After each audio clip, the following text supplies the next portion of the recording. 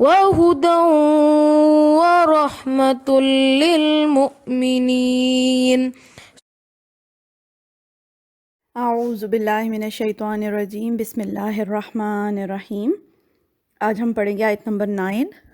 یہ بھی دعا ہی ہے جو پچھلی ہم نے 8 میں دعا پڑھی، یہ اسی کی کنٹینویشن ہے۔ ربنا، اے ہمارے رب، انک جامع الناس، بے شک تو جمع کرنے والا ہے لوگوں کو، لیوم لا ریب فیہ، ایک دن کے لیے جس میں کوئی شک نہیں۔ ہم راسخین فی العلم کی خصوصیات پڑھ رہے تھے، کوالٹیز پڑھ رہے تھے کہ جو دین میں پختہ لوگ ہیں، اہل ایمان، وہ اللہ کی ہر بھیجی ہوئی چیز پر ایمان رکھتے ہیں، اور وہ اپنے ایمان کی سلامتی کے لیے اللہ تعالیٰ سے دعائیں مانگتے رہتے ہیں۔ ان کی دعا کیا ہوتی ہے کہ اللہ تو ہمارے دلوں کو ہدایت دے دینے کے بعد ٹیڑھا نہ کر دینا، اور جس کا جتنا اس بات پر یقین، ایمان سٹرونگ ہوگا کہ اس کو ایک دن اللہ کے پاس جانا ہے، اس کے معاملات اتنے ہی زیادہ صحیح رہیں گے۔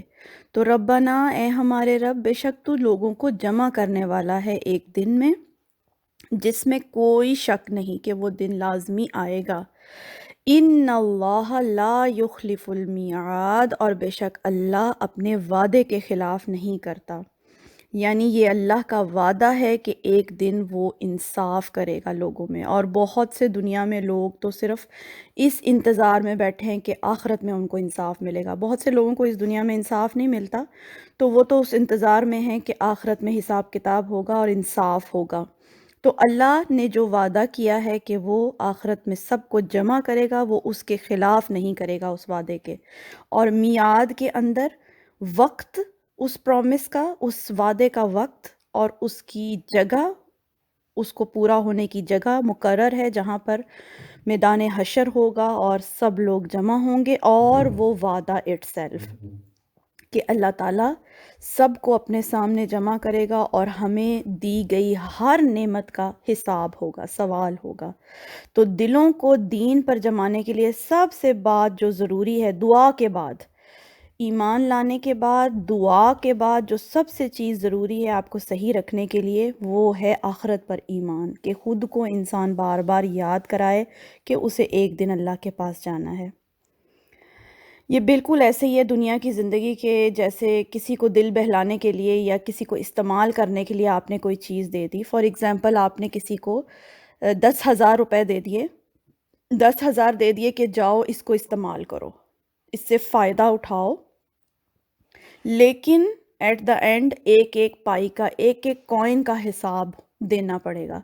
تو جب کسی کو یہ پتہ ہوتا ہے کہ اس کو ہر چیز کا حساب دینا ہے، تو پھر اس کے معاملات صحیح رہیں گے اور وہ حساب کتاب رکھے گا، اور وہ اس کو غلط جگہ پہ خرچ نہیں کرے گا، کیونکہ اس کو یہ معلوم ہوگا کہ اس کو حساب دینا ہے۔